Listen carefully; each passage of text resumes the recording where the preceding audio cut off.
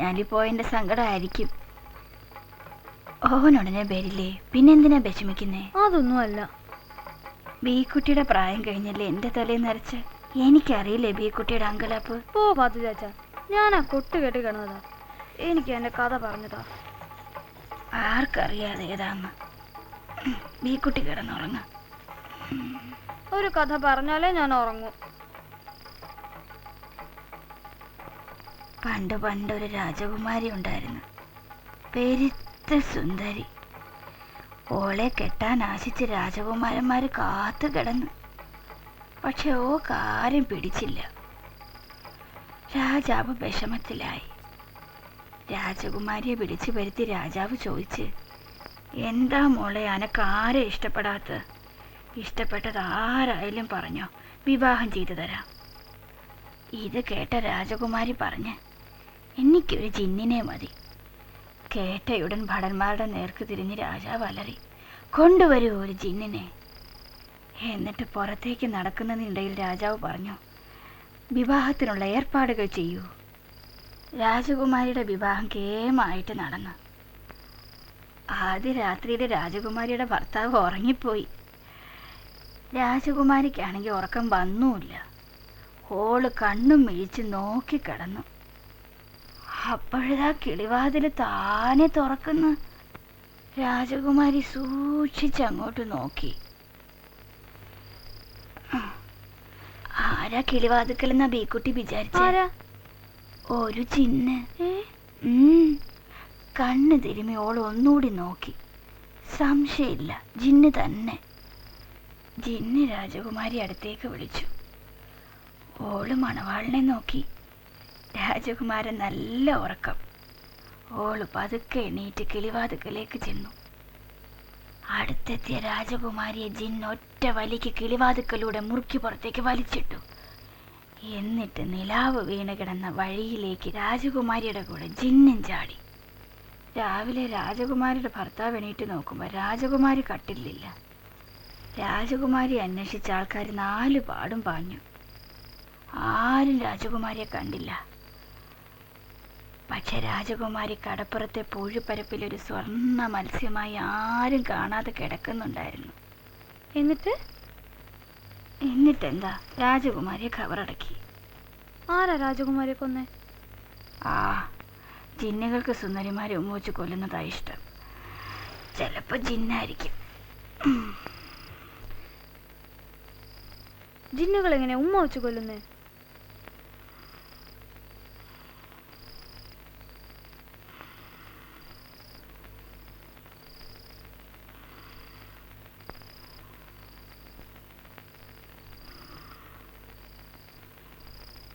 നിങ്ങളിപ്പോൾ കടയടച്ച് പറയപ്പിക്കൊള്ളി. നിങ്ങളുടെ സ്വഭാവം എനിക്ക് നല്ലോണം അറിയാം. അതുകൊണ്ടാണ് പറയുന്നത്. ഇപ്പം എതിരൊന്നും പറയണ്ട. ഓരത് പൊളിച്ചോ? അപ്പോൾ ഒരു കോടതി പറഞ്ഞൊക്കെ വെറുതെ. ഇപ്പം എല്ലാവരും എല്ലാം വീട്ടിൽ ഇരുന്ന് കാണുകയല്ലേ, താമസിക്കണ്ട. തങ്ങളെ പുരയെ കൊണ്ടാക്ക്. നിങ്ങൾ ബേജാറാവണ്ട. ഈടെ കുഴപ്പമുണ്ടാകാൻ നമ്മൾ നോക്കണം.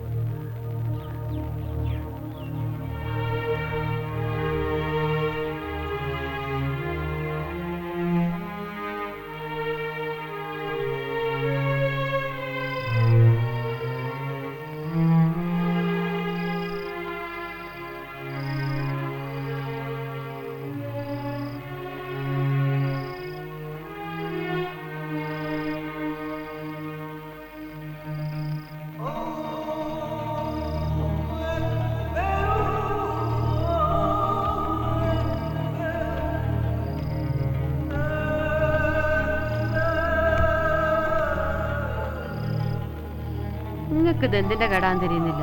നിങ്ങൾ ഉറക്കൊഴിച്ച വീടെല്ലാം നേരെ പോവോ? ഈ മുറി കൂടെ അങ്ങോട്ടും ഇങ്ങോട്ടും നടന്ന് തട്ടലും മുട്ടലും കളിക്കാതെ നിങ്ങൾ വന്ന് കിടന്ന് ഉറങ്ങ്. എനിക്ക് ഉറക്കം വന്നിട്ട് വയ്യ. ഈടന്നുറങ്ങിക്കോ, ഞാൻ പിന്നെ കിടന്നോളാം. ബി കുട്ടിയോട് നാളെ കോളേജിൽ പോകണ്ടെന്ന് പറ. ഓക്ക് നിങ്ങളുടെ സ്വഭാവമല്ലേ, പറഞ്ഞാൽ കേൾക്കൂല. പോരാത്തേനോളാ അരുവാ കത്തിക്കാരുടെ കൂടെയാ. ഓളെ പിന്നെയും പിടിച്ച് ഇടയിരുത്താം. നിങ്ങളെന്താ ചെയ്യുക? നിങ്ങൾ നാളെ പുറത്തെങ്ങും പോണ്ട, ഇവിടെ കുത്തിരുന്നാൽ മതി. വീട്ടിൽ ഇരിക്കുന്നവർക്കും സമാധാനം ഉണ്ടാവുമല്ലോ. അമ്പലത്തിനടുത്ത് അസമയത്ത് കണ്ടുകൊണ്ട് പിടിച്ചുകൊണ്ട് പോകുന്നതാ. സമയം ഇതായി പോയില്ലേ? പിന്നെ ചോദിച്ചൊന്നും ശരിയായ ഉത്തരവും പറഞ്ഞില്ല. ആടങ്ങനെ പള്ളി അമ്പലമൊന്നും വ്യത്യാസമില്ല. ഓൻ എല്ലായിടത്തും കയറി ഇറങ്ങി നടക്കുന്നതാണ്. പിന്നെ ലേശം ബുദ്ധിക്കുറവുണ്ട്. അറക്ക പണ്ടൊരു കുതിര ഉണ്ടായിരുന്നു. അതിനെ നോക്കാനാ ഓനാടെ വന്നേ. കുതിര ചത്ത് പിന്നെ അതിനെ അന്വേഷിച്ച് കിടക്കല രാവകല് പണി. പാവം, ഓനെ ഉപദ്രവിക്കണ്ടായിരുന്നു. ഇന്നലെ കൊണ്ടുവന്ന് സായിപ്പിനും കറക്കി വിടും. ഓനെ കൂട്ടാനാ തങ്ങൾ വന്നിരിക്കുന്നത്.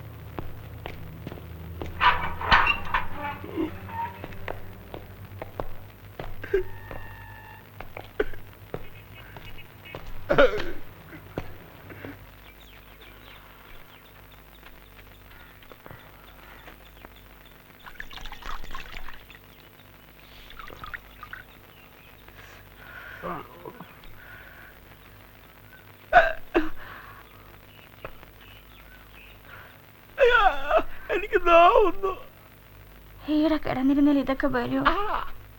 രാത്രിയിൽ ചുറ്റിത്തിരിയണ്ടെന്ന് എത്ര പറഞ്ഞതാ, കേട്ടിട്ട് വേണ്ടേ? പോലീസുകാർ അതിരുമാനിക്ക് എങ്ങനെ പിടിച്ചേ?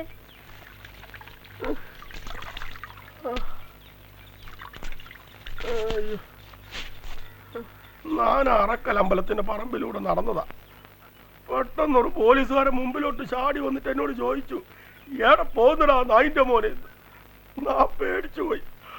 ഒരു വീട്ടിൽ ചോദിച്ചു, എന്താ എന്റെ പേര്? ഞാൻ പേര് പറഞ്ഞു. അപ്പാ ഒരു പറയാ, നീ അമ്പലം പൊളിക്കാൻ നിനക്ക് കൂടെയല്ലേ ഏറുപണ്ടിയിലെന്ന് എന്നും പറഞ്ഞോണ്ട് എന്റെ അടിയോടടി. ഓരോടും ഞാൻ പറഞ്ഞതാ, നായിന്റെ കുയിരനെ നോക്കി വന്നതാന്ന്. അപ്പൊ ഓര് പറയാ, അമ്പലത്തിലാണോടാ കുയിരാന്ന്. എന്നിട്ട് പിന്നെ അടിച്ചു. പടച്ചോനെ, കുറി അങ്ങനെ ചെറുതായിട്ടൊന്നും കാണരുത്. കുട്ടിത്തിരിപ്പുകാർ കുറെ ഏറെയാ. അതിപ്പോൾ ഇതിന് മുന്നേ കൊല്ലങ്ങളിലും ഉണ്ടാകാറില്ലേ? നമ്മളെല്ലാവരും ഒന്നിച്ചങ്ങ് നിന്നാൽ മതി. കൂടുതൽ മുൻകരുതലെടുക്കുമ്പോഴാ ഓർക്കും സംശയം തോന്നുക. എല്ലാം പതിവ് പ്രകാരം നടക്കട്ടെ എന്നാണ് ഞാൻ പറയുന്നത്. അങ്ങനെ പോരെന്നാ കമ്മിറ്റിക്കാർ ചിലർ പറയുന്നത്. ആനക്കും താലപ്പൊലിക്കാർ പെണ്ണുങ്ങൾക്കൊക്കെ പള്ളിയുടെ മുമ്പ് കൂടെ നടന്നു പോകേണ്ടതല്ലേ? മാനക്കേടുണ്ടാവരുത്. തങ്ങൾക്കറിയാലോ നിങ്ങളെ കൂട്ടത്തിൽ മാറി ചിന്തിക്കുന്നവരുണ്ടെന്ന കാര്യം. അതിനിപ്പോൾ ഞങ്ങളും നിങ്ങളൊന്നൊന്നും പറയണ്ട. എല്ലാ കൂട്ടക്കാരിലും കാണും. പക്ഷേ നമ്മൾ ഈടെ ഒന്നിച്ചല്ലേ ഇതുവരെ കാര്യങ്ങൾ നടത്തിയിരുന്നത്. പള്ളിയുടെ മുമ്പൊക്കൂടെയുള്ള ആന എഴുന്നള്ളത്ത് ഇന്നോ ഇന്നലെയോ തുടങ്ങിയല്ലോ. ആരെങ്കിലും തടഞ്ഞോ ഇതുവരെ? ഈടെല്ലാവരും ഇപ്പോഴും ഒന്നിച്ചുണ്ട്. പിന്നെന്താ? ഹിന്ദുക്കളുടെ പരിപാടിയല്ലേ, പിന്നെന്തിനാ അഹിന്ദുക്കളെടുക്കുന്ന പിരിവെടുക്കുന്നു എന്നാ ഒരു കൂട്ടരുടെ ചോദ്യം. അപ്പോൾ ഇക്കുറി അഹിന്ദുക്കളുടെ കലാപരിപാടികളും ഇല്ലാന്നുണ്ടാ? ഞങ്ങളോടൊന്നും തോന്നരുത്, അതാ തീരുമാനം. ആരായി തീരുമാനങ്ങൾ എടുക്കുന്നത്? നമ്മളൊക്കെ തന്നെയല്ലേ. കഴിഞ്ഞ കാലമൊന്നും മറക്കരുത്. ശരിയാ, അന്ന് നമ്പ്യാരുണ്ടായിരുന്നു. ഒരാളില്ലാണ്ടാവുമ്പോഴേ ഓരുടെ വില നമ്മൾ അറിയൂ. ബി കുട്ടിയുടെ കൂത്തില്ല എന്ന് വെച്ചാലും ഒന്നുമില്ല. പക്ഷേ കുട്ടികളുടെ മനസ്സാണ് നമ്മൾ മുറിക്കുന്നത്. അത് പിന്നെ എപ്പം മുറി കൂടാനാ? ദേഷ്യം തോന്നരുത്, എല്ലാരെയും ഒത്തുകൊണ്ടുപോണ്ടേ. കൂടെ നിൽക്കുമ്പം ഞങ്ങൾക്കും വേറെ വഴിയില്ല. കലാപത്തിൻ്റെ കഥയൊക്കെ ബല്യതങ്ങളാ പറഞ്ഞതെന്ന്. അറയ്ക്കൽ ആണുങ്ങളുണ്ട്, ഈടെ ലഹളയൊന്നും ഉണ്ടാവരുതെന്നേ എന്നോട് പറഞ്ഞ് ഏൽപ്പിച്ചിട്ടുള്ളൂ.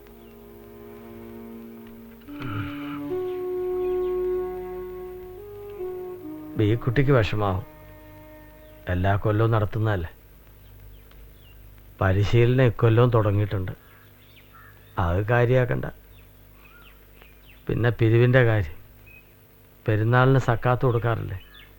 അതുപോലെ നേർച്ചയായിട്ട് മേടിച്ചാൽ മതി, പിരിവാക്കണ്ട.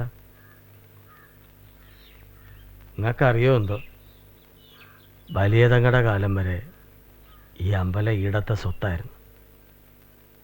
അമ്പലത്തിലെ ചെലവിനുള്ള തുക കൊടുത്തോണ്ടിരുന്നത് വീടുന്ന ഞാനായിട്ടാ. അമ്പലവും അമ്പലം വക സ്ഥലവും നാട്ടുകാർക്ക് വിട്ടുകൊടുത്ത്. ഇപ്പം അത് തെറ്റായെന്നും തോന്നുന്നില്ല. പറ്റില്ലുപ്പാ, ഞാൻ എല്ലാരോടും പറഞ്ഞു പോയി. കോളേജിൽ നിന്ന് കൂട്ടുകാരൊക്കെ വരൂലേ, ഇനിയിപ്പൊ ഇല്ലാന്ന് പറഞ്ഞ നാണക്കേടാ. ഇവിടെ രാഷ്ട്രീയ കളിക്ക് നമ്മൾ കൂട്ടു നിൽക്കണോ? ബായടക്കരി അവിടെ ഒരു രാഷ്ട്രീയം പറിച്ചിട്ട് നമ്മളായിട്ട് ഈടെ ഒരു കുഴപ്പം വേണ്ട. ഉത്സവപ്പറമ്പിൽ പരിപാടി നടത്താൻ പറ്റില്ല എന്ന് കരുതി ബേജാറാവാതെ നമുക്ക് വേറെ എവിടെയെങ്കിലും നടത്താം. മദ്രസയുടെ യോഗത്തിൽ തങ്ങളെപ്പറ്റിയും ചില വർത്താനമുണ്ടായി. തങ്ങളോട് ഇതിനെപ്പറ്റി പറയാൻ എന്നെ ഏൽപ്പിച്ചിരിക്കുന്നത്. പറയണോട് വിഷമം തോന്നരുത്. സമുദായത്തിൻ്റെ കാര്യത്തിൽ ചില നടപടിക്രമങ്ങളൊക്കെ വേണമെന്നാ തീർപ്പ്. വേഷത്തിൻ്റെയും ആചാരത്തിൻ്റെയും കാര്യത്തിലൊക്കെ. ഇവിടുത്തെ കുട്ടികളെ പറ്റിയും ചില പരാതിയുണ്ട്. കുഞ്ഞാല് വള്ളിയിൽ വരാറില്ല. അതിന് ഓനിടില്ലല്ലോ. വീട് ഉണ്ടായിരുന്നപ്പോൾ അങ്ങനെ ആയിരുന്നു. പൂക്കുഞ്ഞാട് ഇലക്ഷന് നമ്മളെ ഒരാളെ തോപ്പിച്ച്. രണ്ടായാലും ഉമ്മടെ കൂട്ടാണല്ല. പറഞ്ഞില്ല അറിഞ്ഞില്ലെന്ന് വേണ്ടാന്ന് കരുതി പറയാ. ചെറുപ്പക്കാർ വല്ല കുസൃതിയും കാണിച്ച തറവാട്ടുകാരല്ലേ. പെൺകുട്ടികളുടെ വേഷത്തിലും ചില തീരുമാനങ്ങളുണ്ട്. പൂക്കുഞ്ഞിയുടെ കാര്യത്തിൽ അതിലും ചിലരൊക്കെ പരാതി പറഞ്ഞു. മാറ് മറക്കാതെ കിടന്ന ഹിന്ദു പെണ്ണുങ്ങളെ ബലമായിട്ട് മാറ് മറപ്പിച്ചത് ഈടത്തെ ബലിതങ്ങളാണെന്ന് കേട്ടിട്ടുണ്ട്. ഇനിയിപ്പോൾ മുസ്ലിം പെണ്ണുങ്ങളെ തട്ടമിടിക്കുന്ന പണി ഉമ്മക്ക് ഏറ്റെടുക്കാം. തമാശയല്ല തങ്ങളെ. ഇപ്പോഴത്തെ പിള്ളേരോട് പാരമ്പര്യമൊന്നും പറഞ്ഞിട്ട് കാര്യമില്ല. ഓല് വിചാരിക്കും പോലെ നടക്കൂ. അതാ പറഞ്ഞ്. പൂക്കുഞ്ഞെന്തിന് അമ്പലത്തെ പരിപാടിക്ക് നിർബന്ധം പിടിക്കുന്നത്? കമ്മിറ്റിക്കാരത് വേണ്ടെന്ന് വെച്ചല്ലേ? കമ്മിറ്റിക്കാരുടെ ഇടയിലും ചില ഭിന്നതയൊക്കെ ഉണ്ട്. അതാ ഒരു വീണ്ടും യോഗം വിളിച്ചിരിക്കും. എന്താ തീരുമാനം?